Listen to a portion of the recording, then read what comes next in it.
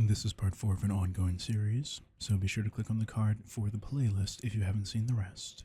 Enjoy. And we're out. The fresh air and sunlight should be good for you. I'm glad you got discharged so soon. I guess I was right about how fast familiars heal. Just let me know if you see anything suspicious around here. And try to be more careful, kid. Why do I call you what? Kid? I don't care if you're technically an adult. I've lived hundreds of years, so relative to me, you're a child. Sure, I guess you're mature for someone who's supposed to be in college, but you're still naive in the ways of the world. How old are you anyway? 20? You can't even drink yet. Ah, the innocence of youth. It's cute, really. But back to the point. As I was saying, you need to be on higher alert. I know that you haven't interacted with anyone other than me since you got here, and I want it to stay like that until further notice. Quite frankly, I don't want you to leave my wing of the castle unless you have to. There are plenty of other people in the supernatural community who might have the same power over your mind that I do. Even though I don't use it to hurt you, that doesn't mean no one else will take advantage of your vulnerability. So, to keep that from happening, you're going to stay under my supervision at all times. That shouldn't be too much of an issue. You do need someone to push your wheelchair when your arms get tired, after all. Also, we're going to work on your resistance to mind magic. That'll be a lot more work, considering the fact that you literally have none. No, come on. It's not like you're trying to be hypnotized. A fucking tree branch swaying back and forth could probably put you under. When you make eye contact with me for just a moment too long, I can almost hear your thoughts waver, like a light flickering out for a second. And I can feel you getting sleepy whenever you listen to me talk for a long time. God, it's happening now. Don't lie to me. I can hear your thoughts and emotions fading out. It's truly amusing watching you struggle with something as simple as resisting a few words. I'm not even doing anything. You're just that sensitive to my charms, no matter how inactive they are at the moment. I wonder if I just...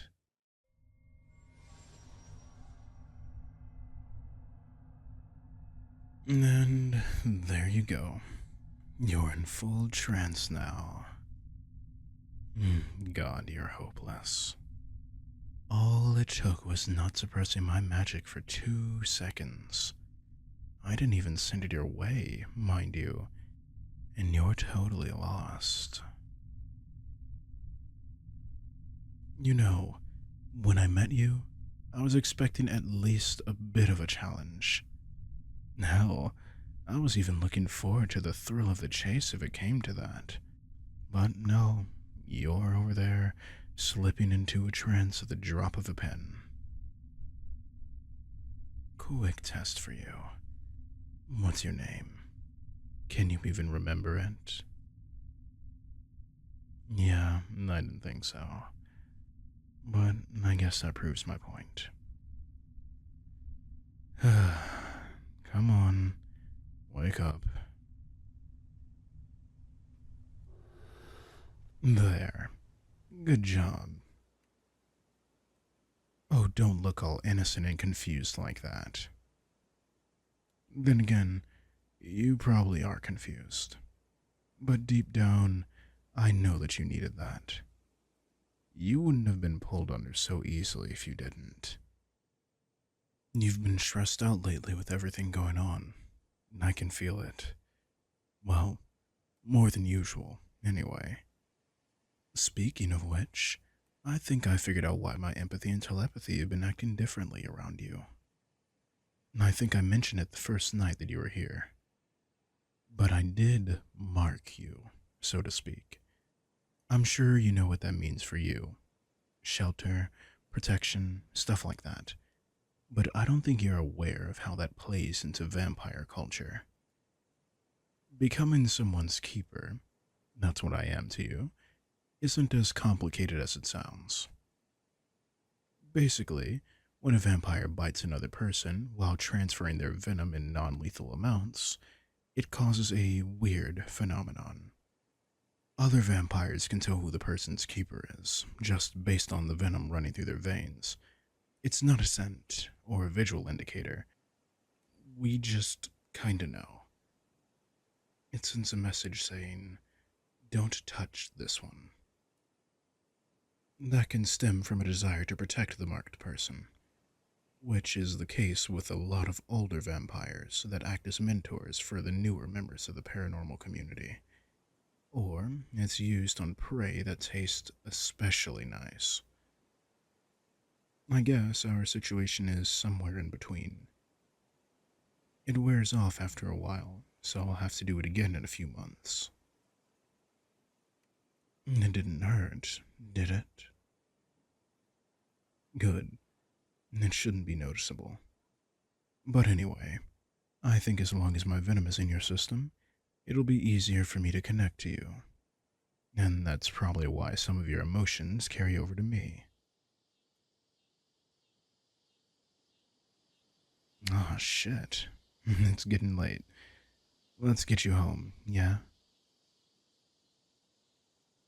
I'm not in too much of a rush, but I do have a call I have to take soon. It'd probably be better if I didn't do it in the car. Oh, it's just a council meeting. I'd normally go in person, but because they don't want me to bring you along, and I don't want to leave you alone, I'm attending them virtually until further notice. Here, let me help you in the car.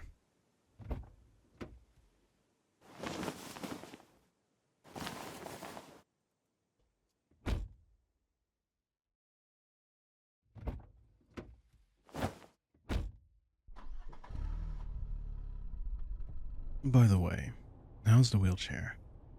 I know it's inconvenient, but you'll have to get used to it until you're back on your feet. That's good. Does your ankle hurt? Okay. I think that means that the painkiller spells are working.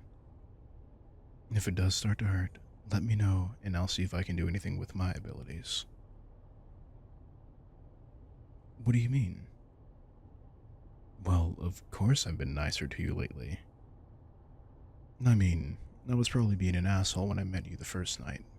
And that's just 'cause you were so scared and confused, and I just wanted to sink my fangs into you instead of answering all your questions.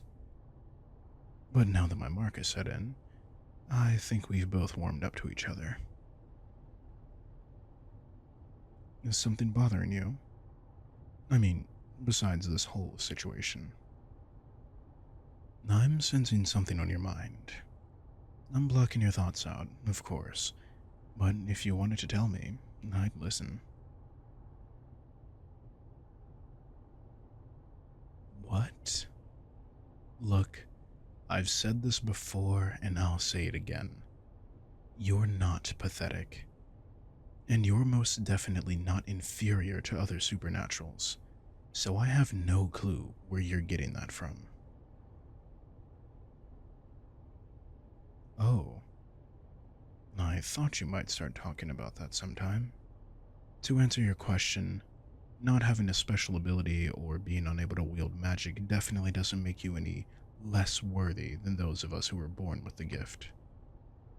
And it's possible, unlikely, but possible, that you could manifest your skills later in life.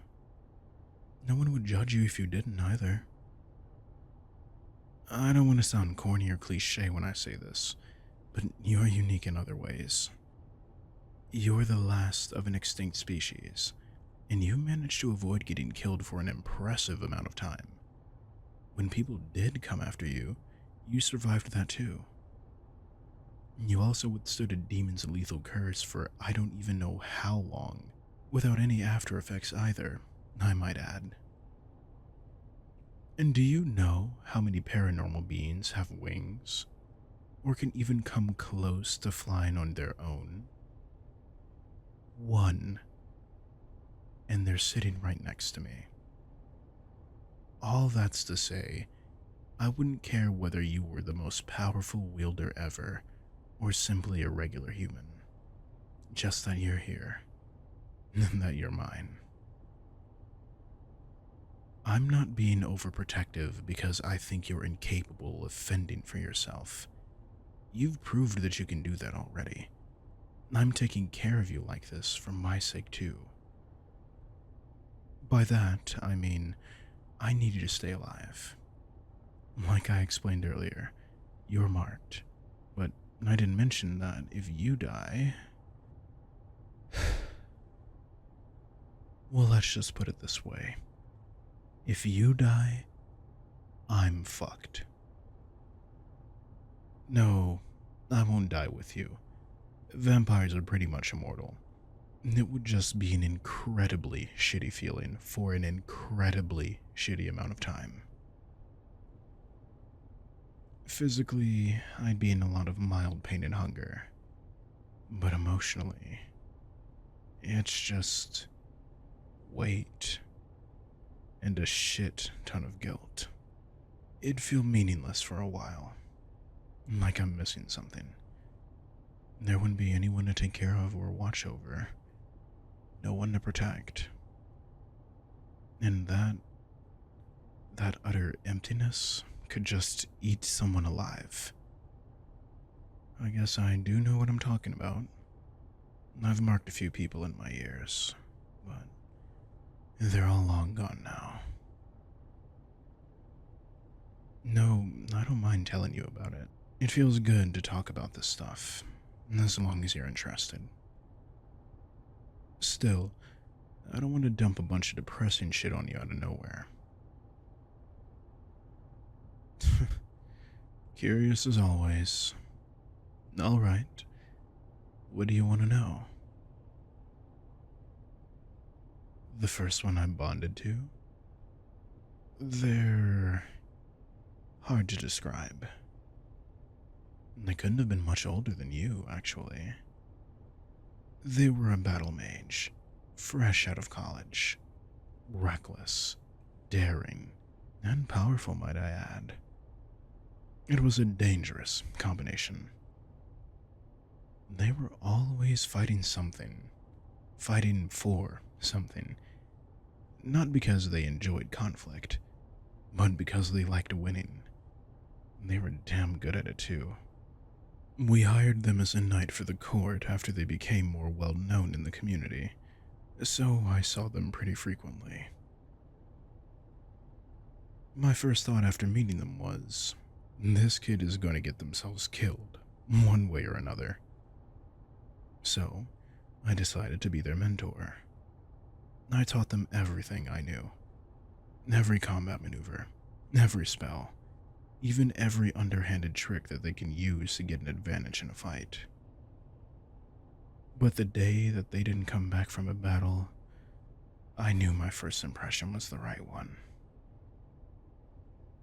Oddly enough, I don't worry about you nearly as much as I did with them, even though you're objectively a lot more vulnerable.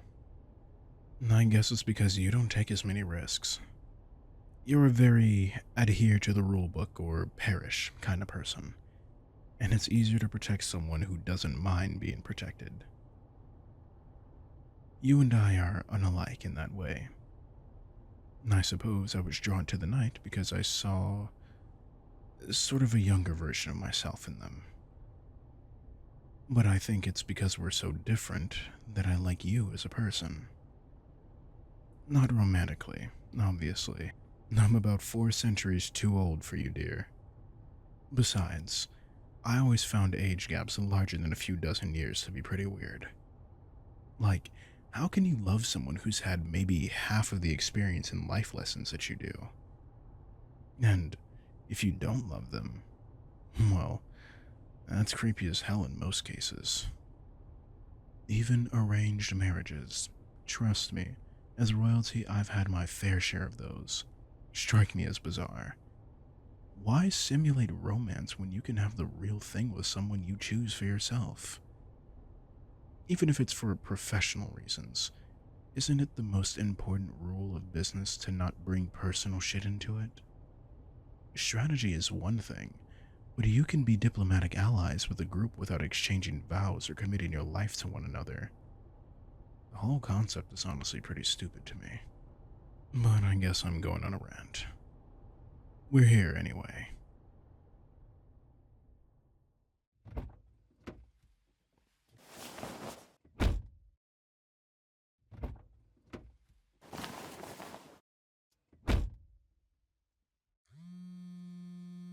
Right on time. The council's calling. Hey. Yeah, I'll be on in a sec. You can do something else or go to bed. Or even listen in if you'd like. No, I don't mind. They might not want anyone eavesdropping, but I think that you have every right to listen. Hell, I even tried to get them to let you participate. Well, we're discussing your safety, so you should have a say in it. But, as always, they'll be pissed at me for no reason if I do anything like that. You're welcome to sit slightly to the left of my camera, though. Let me just see if I can set up this fucking impossible to use computer. It's usually broken, even though I just bought it. Shit. It's not turning on. Wait, how did you do that? The hell do you mean I just plugged it in? I've been trying to get that thing to work for a week. It was dead? Well, how was I supposed to know that? Sure, I go on social media sometimes, but I'm not a rocket scientist. You see, back in my day, the only gram was the telegram. And what the fuck is Zoom? Apparently, I'm supposed to find some sort of link to this meeting. Fine, call me old, but if you ask me, if it ain't broke, don't fix it. You do it then. If you are so much better at this than I am, I bet you can't even. Fuck. Nice thing corrected. This is literally ageist. Why are they making me press all these buttons? The host is in the meeting? Well, how come I'm not? I am being patient. Whatever. Go sit over there so that they can't see you. Leave a like if you enjoyed the audio, and if you're looking for more extreme not safe for work yandere content, check out the audio on screen now. Special thank you goes out to all of my patrons, especially that of my precious pets, Creek, Lunar, Finwin, Toka, Nikki Pele, Michelle, and an adventurer. I have been Prince Kairo, and remember that your prince loves you all.